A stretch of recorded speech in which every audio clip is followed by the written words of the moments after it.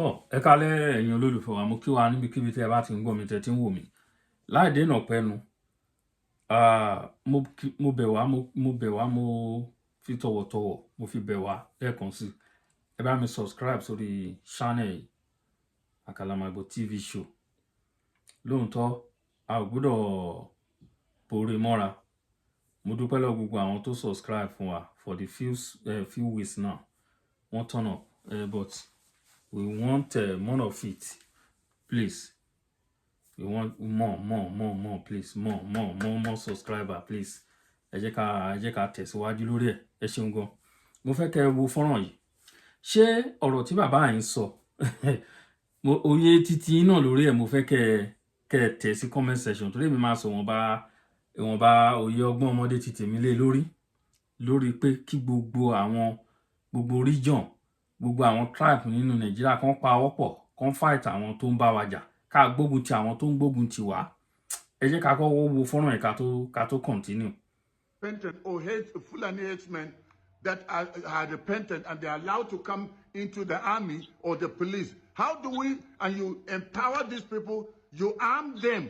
These are people that were already using arms and killing our people. Now you arm them and say, no, they are coming because they have repented. How are we sure they have repented? But this is what is going on. That's why we must stand together now and start to strategize and work towards 2027. You have a part to play. I know you're tired. I know you've been. I know that the election was stolen, but we cannot just sit down and say it's over. No, because having that kind of attitude is exactly what they want. These evil politicians want you to give up so that they can continue to rob, continue to steal. And they are using even the insecurity. Because where these people collecting millions, hundreds of millions, which bank are they taking the money to? Have you asked yourself? They are safe because they are part of the terrorists. And you know what? I was speaking with my wife the other day, and my wife was saying, you know what? Why can't Nigerians team up together, forget their tribe? For whether you're from the north, south, east, or west, whether you are Hausa, whether you are Yoruba, whether you are Igbo, whether you are from the so-called minority, let's team up together and face this one tribe that will not let Nigeria rest. And they are the Fulanis. We have been saying it that even didn't El Rufai say it, that they are coming from other African nations, that the Fulani is from there. And when somebody is not a Nigerian and they come in here because they have been hired and they have been paid to come and kill people, that's why we see what they are doing. Heartless. They are killing people in Plateau continuously, unabated. They did that for years in Benue, and many of the people are now living in IDP camps in Kaduna, especially southern part of Kaduna State. And they're doing it. And now they're even in Ekiti, the southwest. Tinubu is a Yoruba. So they are trying to show to him, they're showing to Tinubu, you can do nothing. You said, Emi Lokon, we are coming after you, the Yorubas. They've also done it in the east. So there's no way in Nigeria that's safe. That's why we are calling on all the tribes, every tribe in Nigeria, let's team up together as one and chase these people out. Do you remember that many of them were coming full trailer loads during COVID when people were not moving around? But they were coming to the south because they had distributed these terrorists, these headsmen, armed. In our time when we were growing up, you never see a Fulani with anything, no gun, nothing. Not even, these locally made guns. They only had little sticks just to make sure they protect their animal as they are grazing. And we always wait until we have harvested, then we will allow them to come in with their cows. But these days, they come and kill, invade an entire community, go from village to village, chase them out, and then take over. And then Nigerians are just watching. How can one tribe, especially most of them have been imported, they were brought in from outside, and we are sitting and allowing them, looking helpless. When the Igbos stand up to demand for their state or their nation or protection for them, suddenly the government knows how to unleash this thing on them and go after them to stop it. If the Yorubas stand up to do anything, they know how to release the army to stop the Yorubas. And we saw what has happened in Kaduna State, in Benue State, and in Plateau State, and many other states, that after these terrorists invade communities and kill people, when the people rise up to defend themselves, suddenly the government has army, has the police to send after them. So that's why our call is that let all the different tribes from north, south, east, and west, let's unite. Ẹ ṣeun ẹ káàbọ̀ padà. Gbogbo àwọn ọ̀rọ̀ tó sọ, mo ti máa gbé fọ́nrán mi wá ń sìn, kẹ́jẹ́ ká wá join gbogbo ẹ̀ papọ̀. Ó ń ṣe àbí kò ṣe. Gbogbo bọ́n ṣe invite àwọn Fúlàní wá láti gbogbo àwọn other part of Africa country. Gbogbo wọn Nàìjíríà náà ń darí wá. Ṣẹ́gbọ́n gbogbo nǹkan tó ń sọ pé trailer wọ́n move nígbà COVID-19 lockdown tó ní no movement. But àwọn rìn kiri. Wọ́n rìn kiri. Ẹ jẹ́ ká pawọ́pọ̀ di one enemy ní gbogbo wa ní. Enemy kan ṣoṣo òní gbogbo wa ní. This is very simple. Very, very simple. Ká tó go further. Ẹ jẹ́ ká wo nǹkan tó ṣẹlẹ̀ ní Ghana. To assalamu alaikum rahmatullahi ta'ala wa barakatuh. Sako ne ga mu al'umma arewacin Najeriya. Fulani da aka tada daga Ghana aka kore su a wasu rigage a Ghana sun naho Najeriya za su shigo Najeriya. To muna kira ga gwamnatin Najeriya ba mu buƙatar su shigo ƙasar mu Najeriya, sannan muna kira ga mutanen mu na arewacin Najeriya. Duk inda local government da wannan mutanen suka doshi za su zauna, kar ku bari su zauna, saboda mi can ma sun addaba mutanen wajen ne aka kore su daga wajen. Don haka muna kira a gare ku, suna nan sun yi trailer na motoci sun shigo, za su shigo Najeriya. Don haka muna kira ga gwamnatin Najeriya, mu 'yan Najeriya ba mu buƙatar wa'annan mutanen mugun iri su shigo cikinmu. Wa'anda ma muke ciki tare da su sun addabe mu, ballantana wa'anda za su shigo. Gaskiyar magana wannan abin ya zo ƙarshe haka ba mu yadda. Ẹ ṣeun gan. Ẹ ṣe rí àwọn ti Ghana ni wọ́n pa ẹnu pọ̀, wọ́n lé wọn dànù, wọ́n lé wọn tefetefe. This is very simple. Bàbá wa Ààrẹ Bọ́lá Ahmed Tinubu tá fi tọ̀wọ̀tọ̀wọ̀ dá orúkọ yín. Ẹ̀yin ni àṣẹ wà lọ́wọ́ yín, ẹnu yín ni àṣẹ wà. Ẹ bá tiẹ̀ wo tàwọn other side, ẹ wo tibi tẹ́ ti jáde wá, ẹ wo tilẹ̀ Yorùbá. A ti ń pariwo, wọ́n pa wá, ìran wa máa ń lọ díẹ̀díẹ̀. Àwọn Fúlàní tá bá lọ gbogbo inú ìtàn, mo máa ju fọ́nrán kan lọ́la kẹ́ wá gbọ́n bó ṣe sọ ìtàn gbogbo báwọn Fúlàní tó ti ṣe ń kógun ja ilẹ̀ Yorùbá láti ilẹ̀ wa. Kì í ṣọ̀rọ̀ ìní, gbogbo bí wọ́n ṣe lọ bẹ àwọn ìbàrìbá kan wá ràn wá lọ́wọ́ láti kojú àwọn Fúlàní. Kì í ṣọ̀rọ̀ ìní, ó ti pẹ́ táwọn Fúlàní tó ti ń gùn wá gàrà. Wọn kó wa lógun rí. Kò dẹ̀ lè ṣe ń ṣe. It's a very simple thing.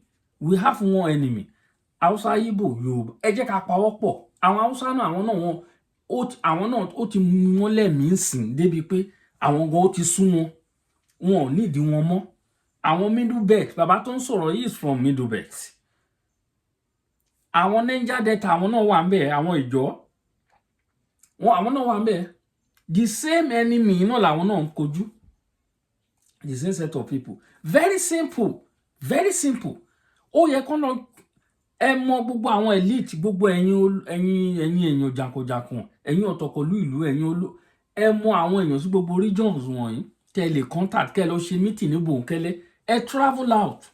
Ẹ lówó lọ́wọ́ náà. Ẹ ra ticket, ẹ lọ ṣe meeting ní outside country. Ẹ lọ ṣe meeting Bòńkẹ́lẹ́ láàrin ara yín. Kẹ́ wá máa bọ̀ ní, kẹ́ wá fàbọ̀ sílẹ̀ pé àwọn tẹ́ bá yẹ kẹ́ pè.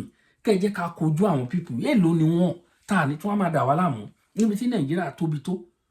Níbi tí Nàìjíríà tóbi tó. Kí èló ni wọ́n tó ń dà wá láàmú tó tó yìí. Ọ̀rọ̀ ààbò yìí ló ṣe kókó jù ní gbogbo nǹkan tá à ń kojú nínú country tẹwàá yẹn. Gbogbo nǹkan tá à ń kojú, ọ̀rọ̀ ààbò yìí ni number one. Tí ọ̀rọ̀ ààbò bá ti lè yanjú eléyìí tó kù simple, èyí tó kù simple tó dáwọn tá a ní síbẹ̀ wicked people, iṣẹ́ ọwọ́ àwọn Fúlàní náà dẹ̀ ni gbogbo nǹkan tá à ń kojú lórílẹ̀‐èdè yẹn lè ní iṣẹ́ ọwọ́ àwọn ará ibi ni iṣẹ́ ọwọ́ àwọn Fúlàní ni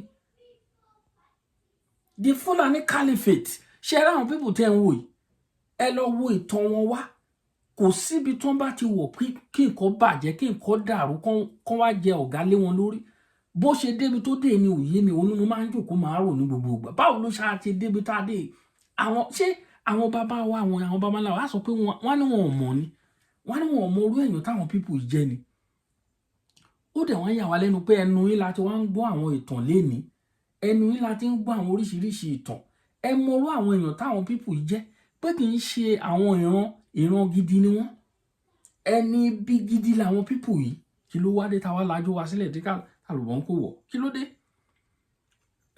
gbogbo àwọn ọ̀dà mo tẹ̀ dúpẹ́ fún ọ̀kan nínú ìlú tèmi ti jáde wá tó máa ń sọ pé security